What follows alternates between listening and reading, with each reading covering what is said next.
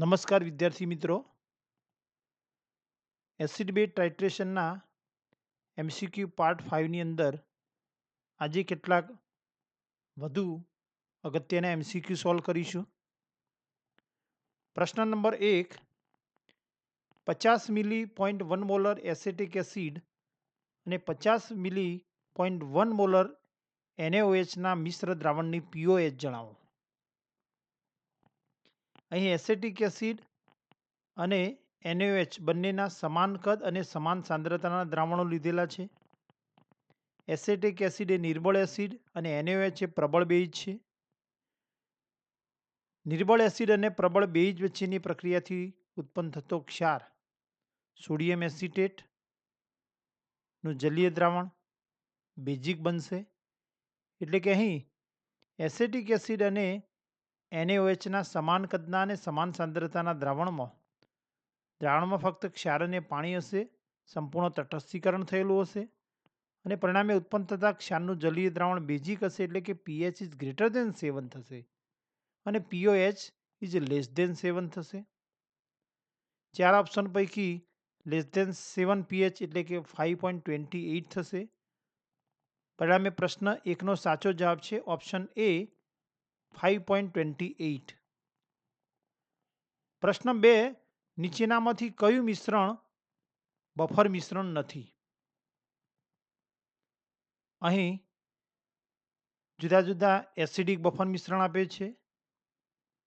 Acidic buffer મિશ્રણ એ નિર્બળ acid અને તેના પ્રબળ બેઝ સાથેના ક્ષારના મિશ્રણમાંથી બને છે. ઓપ્શન બીની અંદર આપેલ એસેટિક એસિડ જે નિર્બળ એસિડ છે અને એમોનિયમ એસિટેટનું મિશ્રણ આપેલ છે. એસેટિક એસિડ, નિર્બળ એસિડ અને એમોનિયમ એસિડ એ તેના નિર્બળ બેઝ NH4OH સાથેનો ક્ષાર છે.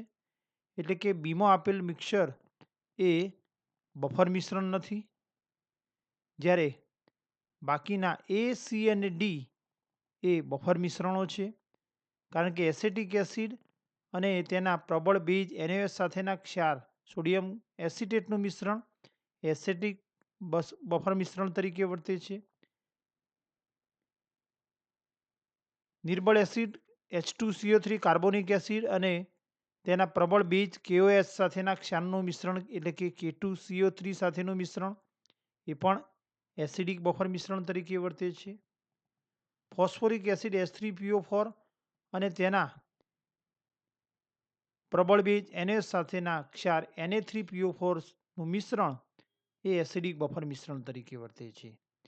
જ્યારે બીમાં દર્શાવેલ મિશ્રણ એ બફર મિશ્રણ નથી. પરિણામે પ્રશ્ન 2નો સાચો જવાબ છે ઓપ્શન બી. પ્રશ્ન 3, સોડા એશના અનુમાપનમાં બીજા તબક્કામાં કયો સૂચક વપરાય છે? સોડા એશ એટલે Na2CO3 સોડિયમ કાર્બોનેટ. સોડિયમ કાર્બોનેટના સંપૂર્ણ તટસ્થીકરણ માટે બંને સોડિયમનું વિસ્થાપન કરવું જરૂરી છે. સોડા એશનું જ્યારે HCl પ્રબળ એસિડ સાથે અનુમાપન કરવામાં આવે છે ત્યારે પ્રથમ તબક્કામાં ફિનોલ્ફથેલિન સૂચકનો ઉપયોગ કરતો અડધા Na2CO3નું તટસ્થીકરણ થાય છે. ત્યારબાદ તે જ દ્રાવણમાં મિથાઇલ ઓરેન્જ સૂચક ઉમેરી અનુમાપન આગળ ધપાવતો બીજા તબક્કામાં Na2CO3નું સંપૂર્ણ તટસ્થીકરણ થાય છે. અને આ બીજા તબક્કાના તટસ્થીકરણ માટે દ્રાવણમાં સૂચક તરીકે મિથાઇલ ઓરેન્જ ઉમેરવામાં આવે છે. પરિણામે પ્રશ્ન 3નો સાચો જવાબ થશે ઓપ્શન બી મિથાઇલ ઓરેન્જ. પ્રશ્ન 4, નીચેનામાંથી કયા ક્ષારના જલીય દ્રાવણ બેઝિક હોય છે? નિર્બળ એસિડ અને પ્રબળ બેઝ વચ્ચેની પ્રક્રિયાથી ઉત્પન્ન થયેલો ક્ષારનું જલીય દ્રાવણ બેઝિક હોય છે. અહીં 4 ક્ષાર આપેલા છે. KNO3 પોટેશિયમ નાઇટ્રેટ એ પ્રબળ એસિડ નાઇટ્રિક એસિડ અને પ્રબળ બેઝ KOH વચ્ચેની પ્રક્રિયાથી ઉત્પન્ન થયેલો ક્ષાર છે. અને તે તટસ્થ ક્ષાર છે, તેનું જલીય દ્રાવણ તટસ્થ થશે. CH3COO પોટેશિયમ એસિટેટ એ નિર્બળ એસિડ એસેટિક એસિડ અને પ્રબળ બેઝ KOH વચ્ચેની પ્રક્રિયાથી ઉત્પન્ન થયેલો ક્ષાર છે. એટલે કે એસેટિક એસિડનું જલીય દ્રાવણ પોટેશિયમ એસિટેટનું જલીય દ્રાવણ એ બેઝિક દ્રાવણ થશે, તેની pH 7 કરતાં વધુ થશે. 3. NH4NO3 એમોનિયમ નાઇટ્રેટ એ પ્રબળ એસિડ HNO3 અને નિર્બળ બેઝ NH4OH વચ્ચેની પ્રક્રિયાથી ઉત્પન્ન થયેલો ક્ષાર છે. આમ પ્રબળ એસિડ અને નિર્બળ બેઝ વચ્ચેની પ્રક્રિયાથી ઉત્પન્ન થયેલા ક્ષારનું જલીય દ્રાવણ એસિડિક થશે. એટલે કે એમોનિયમ નાઇટ્રેટના જલીય દ્રાવણ બેઝિક થશે નહીં, એનું એસિડિક દ્રાવણ થશે. 4. સોડિયમ ફોર્મેટ નિર્બળ એસિડ ફોર્મિક એસિડ અને પ્રબળ બેઝ NH વચ્ચેની પ્રક્રિયાથી ઉત્પન્ન થયેલો ક્ષાર છે. પરિણામે અહીં નિર્બળ એસિડ અને પ્રબળ બેઝ વચ્ચેની ઉત્પન્ન થયેલો ક્ષાર હોવાથી તેનું જલીય દ્રાવણ બેઝિક થશે. આમ પોટેશિયમ એસિટેટ અને સોડિયમ ફોર્મેટ બંને ક્ષારના જલીય દ્રાવણ બેઝિક થશે. એટલે કે 2 અને 4ના જલીય દ્રાવણ બેઝિક થશે અને પરિણામે પ્રશ્ન 4નો સાચો જવાબ થશે ઓપ્શન એ. પ્રશ્ન 5. સમાન કદ અને સાંદ્રતાના એસેટિક એસિડ અને સોડિયમ એસિટેટના મિશ્ર દ્રાવણની pH કેટલી થશે? તો અહીં નિર્બળ એસિડ અને તેના પ્રબળ બેઝ સાથેના ક્ષારના મિશ્રણની pH શોધવા માટે હેન્ડરસન સમીકરણનો ઉપયોગ કરીશું. હેન્ડરસન સમીકરણ અનુસાર pH બરાબર pKa plus log salt upon acid, salt sodium acetate અને એસિડ થશે એસેટિક એસિડ. બંનેના સમાન કદ અને સાંદ્રતા લીધેલી છે. અહીં સાંદ્રતા સમાન હોવાથી એસેટિક એસિડ અને સોડિયમ એસિટેટની સાંદ્રતાનો ગુણોત્તર 1 થશે અને તેથી એસેટિક એસિડનો pKa બરાબર 4.74 અને તેથી pH બરાબર 4.74 માઇનસ log સાંદ્રતા સમાન હોવાથી ગુણોત્તર 1, તેથી માઇનસ log 1. log 1ની કિંમત 0 અને તેથી pH બરાબર 4.74 થશે.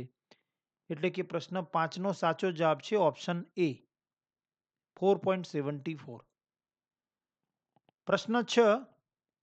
એસેટિક એસિડ અને સોડિયમ એસિટેટની સાંદ્રતાનો ગુણોત્તર શોધો, જેની મદદથી pH બરાબર 5 વાળું દ્રાવણ બનાવી શકાય. જો pKa બરાબર 4.75 આપેલ છે. અહીં એસેટિક એસિડ અને સોડિયમ એસિટેટના મિશ્રણથી 5 pH વાળું દ્રાવણ બનાવવા માટે અહીં એસેટિક એસિડ અને સોડિયમ એસિટેટની સાંદ્રતાનો ગુણોત્તર કેટલો લેવો પડશે તે શોધવાનું છે. તો આ માટે હેન્ડરસન સમીકરણનો ઉપયોગ કરીશું. હેન્ડરસન સમીકરણ અનુસાર pH બરાબર pKa plus log salt upon acid. અહીં ઓપ્શનની અંદર ABCD ઓપ્શનમાં એસેટિક એસિડ અને સોડિયમ એસિટેટની સાંદ્રતાનો ગુણોત્તર આપેલ છે. પરિણામે અહીં એસેટિક એસિડની સાંદ્રતા ઉપર લઈએ અને સોડિયમ એસિટેટની સાંદ્રતા નીચે લઈએ તો અહીં બરાબર થશે minus log sodium acetic acid upon sodium acetate. pKa બરાબર 4.75 અને અહીં એસેટિક એસિડ અને સોડિયમ એસિટેટની સાંદ્રતાનો ગુણોત્તર જે આપેલ છે 4 ઓપ્શન, તે કિંમતો સાંદ્રતાના ગુણોત્તરની જગ્યાએ મૂકીએ તો તેમાં 0.56 જો મૂકવામાં આવે તો log 0.56 બરાબર માઇનસ 0.25 થશે અને તેથી pH બરાબર 4.75 માઇનસ માઇનસ 0.25 એટલે કે માઇનસ માઇનસ પ્લસ 0.25 અને તેથી pH બરાબર 4.75 પ્લસ 0.25 એટલે કે pH બરાબર 5. એટલે કે જો એસેટિક એસિડ અને સોડિયમ એસિટેટની સાંદ્રતાનો ગુણોત્તર 0.56 લેવામાં આવે તો તેની મદદથી આ બંનેના મિશ્રણની મદદથી 5 pH વાળું બફર દ્રાવણ બનાવી શકાય. પરિણામે પ્રશ્ન 6 નો સાચો જવાબ થશે ઓપ્શન સી 0.56. પ્રશ્ન 7 ટ્રાયબેઝિક એસિડ H3A ના દ્વિતીય સમતુલ્ય બિંદુએ pH કેટલી જોવા મળે છે? અહીં pK2 બરાબર 3 અને pK3 બરાબર 5 આપેલ છે. ત્રીજા તબક્કાના આયનીકરણ અચળાંક K ના આધારે pK2 અને ત્રીજા તબક્કા માટે pK3 આપેલ છે. દ્વિતીય સમતુલ્ય બિંદુએ pH બરાબર pK2 પ્લસ pK3 અપોન 2 થશે. pK2 બરાબર 3 અને pK3 બરાબર 5. તેથી 3 plus 5 is equal two 8 upon 2 એટલે કે pH બરાબર 4 થશે. આમ ટ્રાયબેઝિક એસિડ H3A ના દ્વિતીય સમતુલ્ય બિંદુએ pH બરાબર 4 થશે. પરિણામે પ્રશ્ન 7 નો સાચો જવાબ છે ઓપ્શન બી. પ્રશ્ન 8 મિથાઇલ ઓરેન્જ સૂચકની હાજરીમાં આલ્કલીનું એસિડ સામે અનુમાપન કરવામાં આવે છે ત્યારે નીચેનામાંથી કયું જોડાણ સાચું છે? અહીં જી મેઇન્સ 2018માં પૂછાયેલો પ્રશ્ન છે. 4 ઓપ્શન આપેલા છે. પ્રથમ કોલમની અંદર બેઝ, બીજી કોલમમાં એસિડ અને ત્રીજી કોલમમાં અંતિમ બિંદુએ થતો રંગ પરિવર્તન દર્શાવેલ છે. જ્યારે પ્રબળ બેઝનું પ્રબળ એસિડ સાથે અનુમાપન કરવામાં આવે ત્યારે ગુલાબીમાંથી રંગવિહીન. તે જ રીતે બીજા 3 ઓપ્શન આપેલ છે. અહીં મિથાઇલ ઓરેન્જ સૂચકનો ઉપયોગ કરવાનો છે. મિથાઇલ ઓરેન્જ સૂચક એ કાર્બનિક નિર્બળ બેઝ છે અને તે 3.1 થી 4.4 pH ગાળાની અંદર રંગ પરિવર્તન દર્શાવે છે. એટલે કે તેનો રંગ પરિવર્તનનો ગાળો એ 3.1 થી 4.4 એટલે કે એસિડિક માધ્યમમાં છે.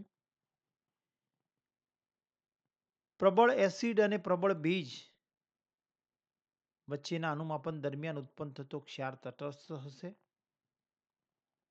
પરિણામે pH 7ની આસપાસ રંગ પરિવર્તન દર્શાવે તેવા સૂચકોની જરૂર પડે. પરિણામે મિથાઇલ ઓરેન્જ સૂચકનો ઉપયોગ કરી શકાય નહીં. એટલે ઓપ્શન એ અને સી માટે મિથાઇલ ઓરેન્જ યોગ્ય સૂચક નથી, કારણ કે એ અને બી ઓપ્શનમાં અનુમાપનના સમતુલ્ય બિંદુએ pH 7 થશે. નિર્બળ બેઝનું જ્યારે પ્રબળ એસિડ સાથે અનુમાપન કરવામાં આવે ત્યારે અંતિમ બિંદુએ રંગ પરિવર્તન રંગવિહીનમાંથી ગુલાબી બતાવેલ છે. જ્યારે મિથાઇલ ઓરેન્જ સૂચક એ એસિડિક માધ્યમમાં લાલ રંગ અને બેઝિક માધ્યમમાં એટલે કે આલ્કલાઇન માધ્યમમાં પીળો રંગ આપે છે. નિર્બળ બેઝ જ્યારે લીધેલો હોય અનુમાપિત તરીકે અને અનુમાપક તરીકે પ્રબળ એસિડ લીધેલો હોય ત્યારે અનુમાપનના અંતિમ બિંદુએ અહીં દ્રાવણની pH <7 હશે અને <7 હોવાથી અંતિમ બિંદુએ દ્રાવણ એસિડિક થવાથી રંગ પરિવર્તન પીળામાંથી લાલમાં થવું જોઈએ. અહીં રંગ પરિવર્તન રંગવિહીનમાંથી ગુલાબી દર્શાવેલ છે એટલે કે ત્યાં મિથાઇલ ઓરેન્જ સૂચકનો ઉપયોગ કરેલ નથી. પરિણામે ઓપ્શન બી પણ ખોટો છે. ઓપ્શન ડીમાં નિર્બળ બેઝનું જ્યારે પ્રબળ એસિડ સાથે અનુમાપન કરવામાં આવે ત્યારે રંગ પરિવર્તન પીળામાંથી લાલ બતાવેલ છે. નિર્બળ બેઝના પ્રબળ એસિડ સાથેના અનુમાપનમાં અંતિમ બિંદુએ રંગ પરિવર્તન સમતુલ્ય બિંદુએ દ્રાવણની pH <7 થશે એટલે કે દ્રાવણ એસિડિક હશે અને મિથાઇલ ઓરેન્જ સૂચક એસિડિક માધ્યમમાં લાલ રંગ આપે છે. પરિણામે શરૂઆતમાં જ્યારે દ્રાવણ બેઝિક હશે ત્યારે દ્રાવણ પીળા રંગનું હશે અને જ્યારે સમતુલ્ય બિંદુએ એસિડનું નિર્બળ બેઝનું જ્યારે સંપૂર્ણ તટસ્થીકરણ થશે ત્યારે દ્રાવણ એસિડિક બનેલું હશે અને કારણ કે ઉત્પન્ન થયેલો ક્ષારનું જલીય દ્રાવણ એસિડિક હશે અને પરિણામે અંતિમ બિંદુએ દ્રાવણ પીળામાંથી લાલ રંગનું થવું જોઈએ. પરિણામે ઓપ્શન ડીમાં દર્શાવેલ જોડકી એ સાચી જોડકી છે, એ સાચું જોડાણ છે. પરિણામે પ્રશ્ન 8નો સાચો જવાબ થશે ઓપ્શન ડી. મિથાઇલ ઓરેન્જ સૂચકનો નિર્બળ બેઝના પ્રબળ એસિડ સામે અનુમાપનમાં ઉપયોગ કરવામાં આવે ત્યારે અંતિમ બિંદુએ દ્રાવણ પીળામાંથી લાલ રંગનું થશે. પ્રશ્ન 9, નિર્બળ એસિડ HA મોનોપ્રોટિક એસિડ આપેલ છે ના પીકે અને નિર્બળ બેઝ BOH ના પીકેબી અનુક્રમે 3.2 અને 3.4 છે. એટલે કે નિર્બળ એસિડ HA નો પીકે 3.2 અને નિર્બળ બેઝ BOH નો પીકેબી 3.4 આપેલ છે. આ બંને વચ્ચેની પ્રક્રિયાથી ઉત્પન્ન થતો ક્ષાર AB થશે. ક્ષાર AB અને પાણી ઉત્પન્ન થશે. તો ક્ષાર AB ના જલીય દ્રાવણની pH કેટલી થશે? જી મેન્સ 2017માં પૂછાયેલો પ્રશ્ન છે. અહીં નિર્બળ એસિડ HA નો પીકે 3.2 અને નિર્બળ બેઝ પીકેબી નો BOH નો પીકેબી 3.4 આપેલ છે. નિર્બળ એસિડ અને નિર્બળ બેઝ વચ્ચેની પ્રક્રિયાથી ઉત્પન્ન થતો ક્ષાર હોય ત્યારે તેવા AB ક્ષારના જલીય દ્રાવણની pH બરાબર 1/2 pKw plus pKa minus pKb સૂત્ર પરથી ગણી શકાય. pKw બરાબર 25 ડિગ્રી સેલ્સિયસ તાપમાને પાણીનો આયનિક ગુણાકાર KW બરાબર 10⁻14 અને તેથી pKw બરાબર 10⁻14 અને તેથી pKw બરાબર 14 થશે.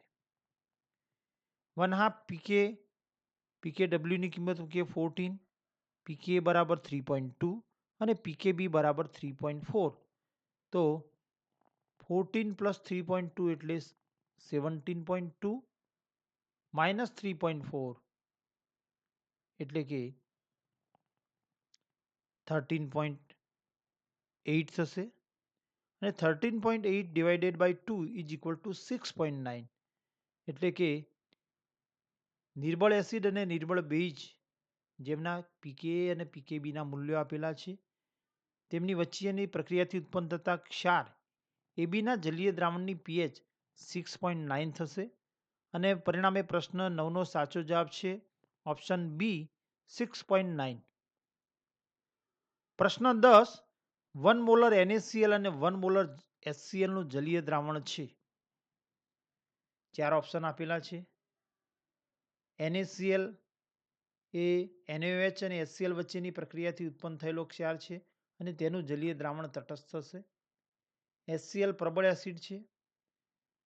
ઓપ્શન એમાં આપેલ છે બફર દ્રાવણ નથી પરંતુ pH <7. બીમાં બફર દ્રાવણ નથી પરંતુ pH <7. સીની અંદર pH <7 વાળું બફર દ્રાવણ. ડીની અંદર pH <7 વાળું બફર દ્રાવણ. બફર દ્રાવણ માટે એસિડિક બફર દ્રાવણ હોય <7 ત્યારે નિર્બળ એસિડ અને તેના પ્રબળ બેઝ સાથેના ક્ષારનું મિશ્રણ હોવું જોઈએ. pH <7 બેઝિક બફર દ્રાવણ માટે નિર્બળ બેઝ અને તેના પ્રબળ એસિડ સાથેના ક્ષારનું મિશ્રણ હોવું જોઈએ. પરંતુ અહીં HCl પ્રબળ એસિડ છે અને NaCl તટસ્થ ક્ષાર છે. એટલે કે HCl નો પ્રબળ બેઝ NaOH સાથેનો ક્ષાર છે. પરિણામે આ મિશ્રણ એ બફર મિશ્રણ નથી. પરિણામે ઓપ્શન સી અને ડી ખોટા છે. HCl પ્રબળ એસિડ છે. NaCl તટસ્થ ક્ષાર છે. પરિણામે બંને વચ્ચેના 1 મોલર NaCl અને 1 મોલર NaCl બંનેનું મિશ્ર જલીય દ્રાવણની pH <7 થશે અને દ્રાવણ બફર દ્રાવણ નથી. પરિણામે પ્રશ્ન 10નો સાચો જવાબ છે ઓપ્શન એ. પ્રશ્ન 11, નીચેનામાંથી કયું વિધાન સાચું નથી?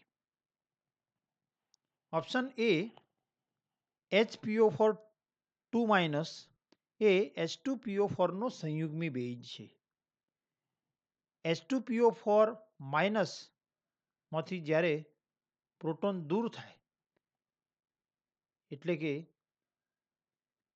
જ્યારે તે પ્રોટોન ગુમાવે છે ત્યારે તેમાંથી તેનો સંયુગ્મી બેઝ HPO4 2- બને છે. કારણ કે એક પ્રોટોન દૂર થતો HPO4 અને એક પ્રોટોન દૂર થતો એક એકમ ઋણ વીજભાર વધે છે. પરિણામે H2PO4- માંથી પ્રોટોન દૂર થતો તેનો સંયુગ્મી બેઝ HPO4 2- બને છે. પરિણામે વિધાન એ એ સાચું વિધાન છે. બધા જ જલીય દ્રાવણો માટે pH પ્લસ POH બરાબર 14 હોય છે તે વિધાન પણ સાચું વિધાન છે. ઓપ્શન ડી એમોનિયમ એસિટેટનું જલીય દ્રાવણ તટસ્થ હોય છે તે વિધાન સાચું છે. કારણ કે જો નિર્બળ એસિડ અને નિર્બળ બેઝ વચ્ચેની પ્રક્રિયાથી ઉત્પન્ન થતો ક્ષાર હોય અને તેમાં નિર્બળ એસિડનો કે અને નિર્બળ બેઝનો કેબી ની કિંમતો સમાન હોય એટલે કે કે બરાબર કેબી હોય તો ઉત્પન્ન થતા ક્ષારનું જલીય દ્રાવણ તટસ્થ બને. એમોનિયમ એસિટેટ એસિટિક એસિડ અને એમોનિયમ હાઇડ્રોક્સાઇડ નિર્બળ બેઝ વચ્ચેની પ્રક્રિયાથી ઉત્પન્ન થયેલો ક્ષાર છે. એસિટિક એસિડનો કે અને NH4OH નો કેબી ની કિંમતો સમાન છે કે એ બરાબર કેબી. પરિણામે ઉત્પન્ન થતા એમોનિયમ એસિટેટનું જલીય દ્રાવણ તટસ્થ હોય છે એટલે કે વિધાન ડી એ સાચું વિધાન છે. ઓપ્શન સી 1 × 10⁻⁸ મોલર HClના દ્રાવણની pH 8 છે. અહીં pH બરાબર -log H+ સમીકરણનો ઉપયોગ કરીએ તો H+ની સાંદ્રતા 10⁻8 અનુસાર pH 8 થાય. પરંતુ 1 × 10⁻8 મોલર HClનું દ્રાવણ એસિડિક હોય કારણ કે HCl પ્રબળ એસિડ છે અને એસિડ હોવાથી તેનું જલીય દ્રાવણની pH <7 થશે. એટલે કે અહીં ઓપ્શન સીમાં આપેલ વિધાન એ ખોટું વિધાન છે. પરિણામે પ્રશ્ન 11નો સાચો જવાબ છે ઓપ્શન સી. પ્રશ્ન 12 કોઈપણ ડાયપ્રોટિક એસિડ H2A માટે નીચેનામાંથી કયું વિધાન સાચું છે? અહીં X ની જગ્યાએ મિત્રો એ સમજજો તમે. H2A ડાયપ્રોટિક એસિડ છે તેનું સંપૂર્ણ તટસ્થીકરણ 2 તબક્કામાં થશે. પ્રથમ તબક્કામાં જ્યારે આયનીકરણ થાય ત્યારે પ્રથમ હાઇડ્રોજનનું વિયોજન થાય ત્યારે H2માંથી H+ બનશે. રિવર્સિબલ પ્રક્રિયા નિર્બળ એસિડ છે. H2A રિવર્સિબલ H++ HA- લખી અહીંયા આગળ આપણે H2X લઈ લઈએ, કોઈ વાત નહીં. તો H2X H++ HX- પ્રથમ તબક્કાનો આયનીકરણ અચળાંક Ka1. તે જ રીતે બીજા તબક્કામાં H+નું જ્યારે વિયોજન થાય તેનો આયનીકરણ અચળાંક Ka2. હંમેશા જેમ આયનીકરણ આગળ વધતું જાય તેમ Ka1 કરતો Ka2 અને તેમ કિંમતો ક્રમશઃ ઘટતી જાય, આયનીકરણ અચળાંકની કિંમત ઘટતી જાય. આમ કોઈ પણ પોલીપ્રોટિક એસિડ હોય ત્યારે પ્રથમ કરતો બીજા, બીજા કરતો ત્રીજા એમ nમા તબક્કા માટેના આયનીકરણ અચળાંકની કિંમત સૌથી ઓછી થશે. એટલે કે ક્રમશઃ આયનીકરણ અચળાંકની કિંમતો ઘટે છે. પરિણામે અહીં ડાયપ્રોટિક એસિડના પ્રથમ તબક્કાના આયનીકરણ અચળાંક Ka1ની કિંમત એ બીજા તબક્કાના આયનીકરણ અચળાંક Ka2ની કિંમત કરતાં વધુ થશે. એટલે કે Ka1 is greater than Ka2 અને પરિણામે પ્રશ્ન 12નો સાચો જવાબ છે option C Ka1 is greater than Ka2. Thank you for watching.